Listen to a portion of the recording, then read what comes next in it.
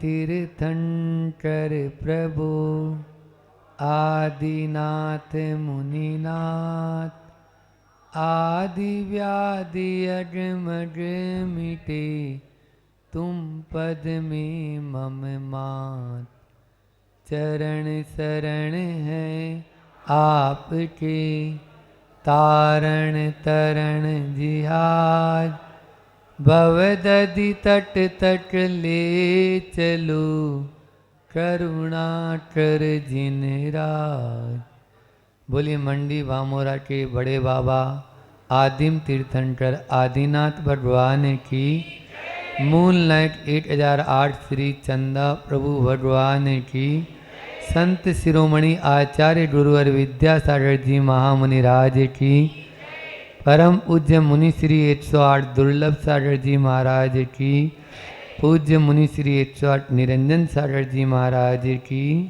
बोलिए परम पूज्य मुनि श्री 108 संदान सागर जी महाराज की, समस्त मुनि संघ की जय।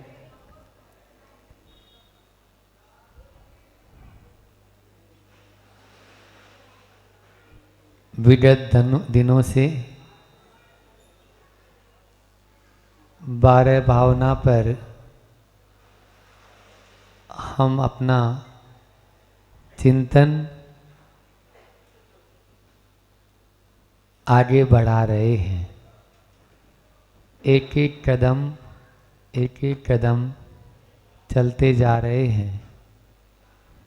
पहले दिन संसार को क्षण भंगुर जाना अनित्य भावना के माध्यम से। संसार में कोई किसी का नहीं है, असरण भावना ये कहती है। 4 गति 84 लाख योनियों में जीव ने बहुत दुख पाया, संसार भावना के माध्यम से जाना। एकत्व भावना कहती है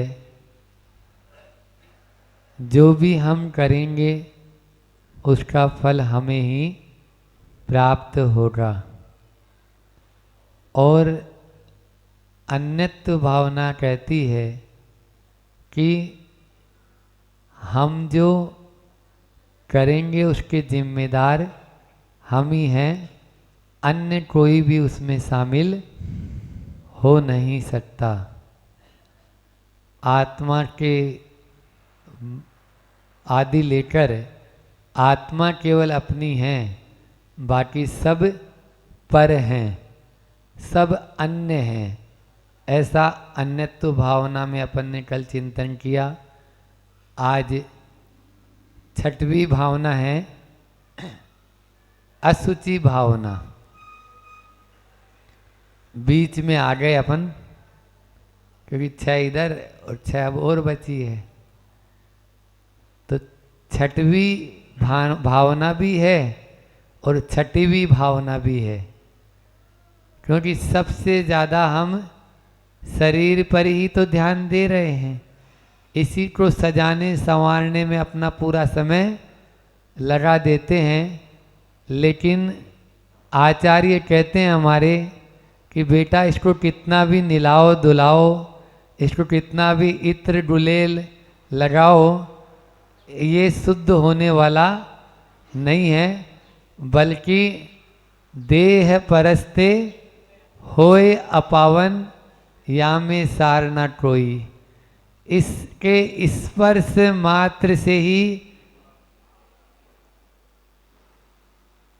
जो पवित्र वस्तु है वो भी अपवित्र हो जाती है। गंगा का जल भी गंदा जल हो जाता है तो वो गंगा का जल, लेकिन हमारे शरीर के स्पर्श मात्र से क्या हो जाता है? अपवित्र हो जाता है। आप देखिए, कोई व्यक्ति रसगुल्ला हाथ में ले और मुंह में कहीं पर भी टच नहीं करेगा, वो खाली बस लेके जाएगा मुंह में, कहीं पर भी वो छुएगा नहीं, और फिर सामने वाले को बोले कि इसको खा लो, बोलो क्या हुआ? इस तरह का घिनावन ये शरीर है। बताते हैं मक्खी के पंख के बराबर यदि इसमें से ये हट जाए ना, जो लगी हुई चमड़ी है जिस पर आप इतना आकर्षित होते हो, उसको देखना भी पसंद नहीं करेंगे। मक्खी के पंख के बराबर यदि चमड़ी भी अपने शरीर से हट जाए तो अपने ही शरीर को हम स्वयं देखना पसंद नहीं करेंगे, इतना घिनौना है।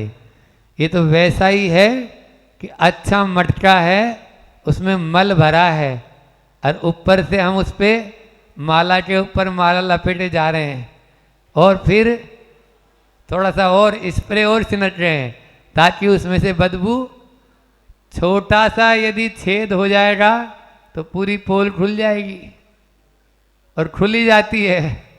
देखते तो हैं, अस्पतालों में जाके देखो कैसे कैसे सीन अपन को दिखते हैं।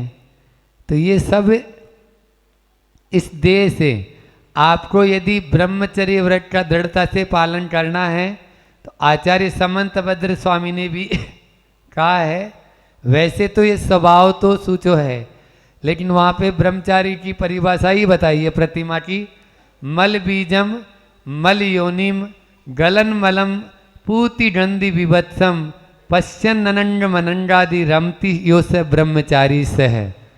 ब्रह्मचारी वही कहलाता है जो इस शरीर को मल का बीज मानता है, मल योनि मल का स्थान मानता है, गलन मलम ये गलता है और सड़ता है, ऐसा यह पूति गंधी जिससे गंध यानी हमेशा गंध ही आती रहती है। बोलते हैं ना कि नवद्वार हाँ बहे, नवमल द्वार बहे निसी वासर। जो नवमल के जो द्वार हैं वो हमेशा इससे बहते ही रहते हैं। उनसे देखो ना आप, लीकेज होता रहता है, कोई भी छूना पसंद नहीं करता है। ऐसा यह शरीर मिला है, लेकिन स्वभाव से यह अशुचि भी है। अशुचि इसका स्वभाव ही है, अशुचि होना। इसको अपन चाहें तो सागर के जल से भी शुद्ध नहीं कर सकते। पूरे सागर के जल से भी इसको धो लो तो भी यह शुद्ध नहीं होगा। तो फिर कैसे हो सकता है? तो बहुत अच्छा बताया। अपन पढ़ते हैं 12 भावना में कि काना पौड़ा परा हाथ ये चूसे तो रोवे, और यदि इसको फले अनंत धर्म दान की भूमि विषे बोए। यदि धर्म ध्यान रूपी हम भूमि में इसको बो देंगे अनंत फल।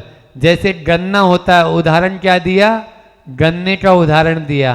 गन्ने का नीचे का भाग होता है ना, जड़ के पास का, तो वो बिल्कुल उसमें कुछ रस नहीं रहता है, रस बिल्कुल भी।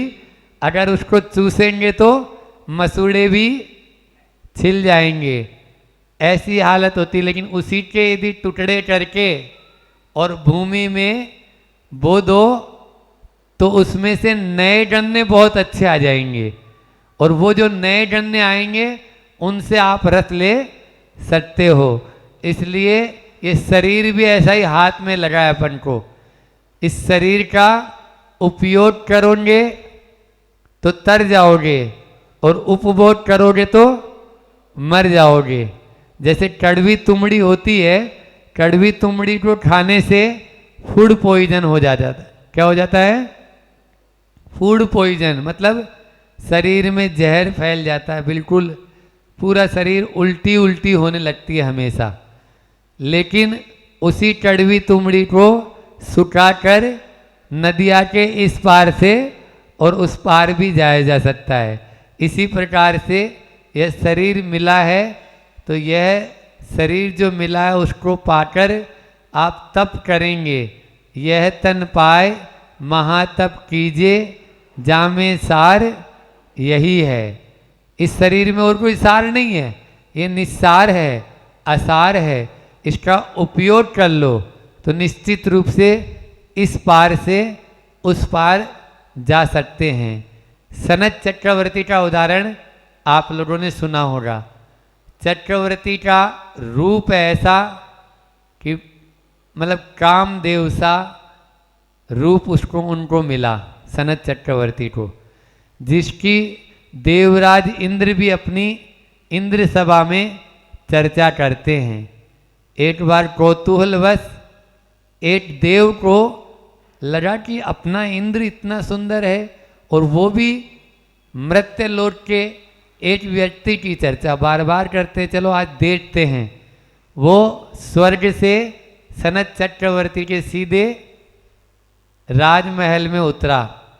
उस समय चक्रवर्ती का जो रूप देखा तो देखता ही रह गया कि क्या रूप है। चक्रवर्ती का ध्यान उस देव पर पड़ा। बोले क्या देख रहे हो? नहीं, जैसा मेरा बॉस इंद्र बोलता था वैसा ही आपका रूप देखने को मिला। अभी तो आपने देखा ही क्या है, क्योंकि उस समय वो अपने व्यायामशाला में दंड लगा रहा था, तो मिट्टी से धूल धसरित शरीर था और लंगोट मात्र पहने हुए था, शरीर पे ज़्यादा वस्त्र थे नहीं, तो ऐसा रूप भी उसको भाग गया था। तो बोले नहीं है, तुम दरबार में आओ, दरबार में जब तुम देखोगे तब तुम्हें मालूम चलेगा कि मेरा रूप असली क्या है। वो आया दरबार में, लेकिन देखता है कोई प्रतिक्रिया नहीं, चेहरे पर कोई हाव भाव नहीं उस देव के। क्या हुआ? अभी तो बोल रहा था कि क्या यानी रूप मिला है। चक्रवर्ती को अब कोई आदमी को होता क्या है, जब तक जैसे कोई नए कपड़े पहन के आए या कुछ नया दिखाएं और जब तक कोई दूसरा बोले नहीं तब तक उसका पैसा वसूल नहीं होता है, चैन नहीं पड़ती है, बार बार वो दिखाएगा। चक्रवर्ती भी अपना रूप बार बार दिखा रहा है। देव बोलता है चक्रवर्ती अब वो रूप नहीं है, अब तो ये विद्रूप हो चुका है। अरे इतनी सी देर में विद्रूप हो गया? बोले हाँ, यदि विश्वास नहीं है तो एक गिलास पानी लाओ। एक गिलास पानी मंगाया, बोले इसमें थूको। थूका तो उसमें देखा बड़े बड़े कोड़ हो गया उसको इतनी सी देर में ही, और उसमें कीड़े बिलबिला रहे हैं, कोड़ वाले, पूरे शरीर में कोड़ हो चुका है। केवल मात्र चंद पलों में जो शरीर अभी कामदेव सा शरीर सुंदर था, अब उसको छूना भी पसंद कोई नहीं करेगा। चक्रवर्ती तुरंत भाग गया कि ये नश्वर शरीर है, इसमें कभी भी कुछ भी हो सकता है, ये सही बोल रहा है देव। और उसे वैराग्य हुआ और तुरंत राजपाट का त्याग करके चल दिया कि अब हमेशा हमेशा के लिए इस शरीर को ही हम समाप्त कर देंगे। जो शरीर शाश्वत नहीं हो सकता, जो शरीर पल भर में मुरझा सकता है। आप देखिए ना, फूल की तरह होता है, जैसे फूल है थोड़ी देर पर टहनी पर है तो शोभास्पद लग रहा है, और यदि टहनी से नीचे टूट के गिर गया तो कुछ नहीं, उसका वो सौंदर्य, उसकी वह सुगंध सब जाती हुई नजर आती है। इसी प्रकार से हमारा ये शरीर है, इस शरीर को काम में ले ले, अन्यथा इस शरीर में तो अनेकों बीमारियां हैं, अनेकों व्याधियां हैं। किस समय क्या हो जाता है हम स्वयं देखते हैं। जो कुछ समय पहले अच्छा व्यक्ति नजर आता है वही आशीर्वाद लेने आ जाता है कि महाराज जी ऐसी ऐसी बीमारी हो गई, क्योंकि ये व्याधियों का शरीर व्याधि मंदिरम बोलते हैं ना, शरीर जो है वो व्याधियों का पिंड है। इसलिए इससे ज़्यादा अपेक्षा मत रखो, हाँ इतनी अपेक्षा रखो कि यह हमारे रत्नत्रय में सहायक हमेशा बना रहे, इससे रत्नत्रय। और जब देखता है साधक कि रत्नत्रय का पालन भी यह ढंग से नहीं कर पा रहा है, तो फिर वह अपना रास्ता ना शरीर छोड़े उससे पहले वो छोड़ना चाहता है। क्यों छोड़ना चाहता है? क्योंकि शरीर छोड़ देगा तो कुछ भी नहीं कर पाएंगे, और हम शरीर को छोड़ेंगे तो बुद्धिपूर्वक शरीर को छोड़ेंगे तो निश्चित रूप से जन्म मरण के, जैसे कि सनत चक्रवर्ती ने किया, सनत कुमार चक्रवर्ती ने, कि अपना तुरंत वन में गए और भव रोग को दूर करने का उन्होंने उपाय सोच लिया। ऐसा शरीर में कई बार देखते हैं, एक बार एक बहन को छोटा सा वाइट स्पॉट दाग हो गया, डिप्रेशन में चली गई। कई महाराज जी लोग, हम लोग उसको यानी उबारने में सक्षम नहीं हो पाए। क्यों? क्योंकि आपने उस शरीर की नश्वरता को तो जाना नहीं। अरे मुझे तो सफेद दाग हो गया, तो वो शरीर तो सबका ही नश्वर होना है ना, शरीर तो सबका ही मिटना है। इसलिए आप छोटी छोटी बीमारियां या बड़ी बीमारी भी हो जाए तो घबराना नहीं है, उससे काम लो। हमारा असुचि भावना पर आज जो चिंतन अपन करने बैठे हैं उसका अर्थ यही है कि हमें इस शरीर से काम लेना है, शरीर का दास नहीं बनना है। यदि शरीर मान लीजिए कुछ भी उसमें होता है तो ये तो वैसे भी हम तो बोल ही रहे हैं कि ये मल का पिंड है, मल बीज है, मल योनि है, गलने वाला है। तो जब यानी सारी विशेषताएं पहले से ही अपन को मालूम है तो फिर निश्चित रूप से हम इससे काम ले सकते हैं। जैसे नौकर से काम लेते हैं वैसे इस शरीर से भी अपन को काम में लेना है। शरीर से काम लेंगे तो मोक्ष हो जाएगा, और शरीर का काम करेंगे तो संसार में ही रुले रहेंगे। आप शरीर को काम लेंगे तो क्या हो जाएगा? मोक्ष। और शरीर का काम करेंगे तो संसार में ही घूमते रहें। आपके ऊपर निर्भर है, आप शरीर का काम करते हो या अभी तक तो यही हो रहा है, सुबह से शाम तक केवल दर्पण से नजर ही नहीं हटती है ना। मत रूप निहारो दर्पण में, दर्पण गंदला हो जाएगा। निज रूप निहारो आत्म में, आत्म उजला हो जाएगा। इसलिए दर्पण ज़्यादा देखने की जरूरत नहीं है, ये भी ब्रह्मचर्य के दोष में आता है। बार बार कांच आईना देखना, दर्पण देखना, ये दोष है। हाँ, एक आध बार चलो देख लिया, उसके बाद में हो गए। कुछ लोग ऐसे होते हैं जो जेब में ही रखते हैं, पीछे वाली आगे वाली पॉकेट में रखते हैं कंघी, और वो दर्पण सा छोटा सा होता है उसको निकालते हैं और अपना चेहरा दिन भर, कहीं बाल खराब तो नहीं हो रहे हैं। तो ये क्या है? ये सब इस शरीर का दास बनना है, इसलिए इसका दास अपन को नहीं बनना है। इतना ही रखते हैं। वो पूजा की पंक्तियां बोलकर अपनी बात को विराम करता हूँ। जिसके श्रृंगारों में मेरा यह महंगा जीवन घुल जाता, अतएव असुचि जड़ काया से इस चेतन का कैसा नाता।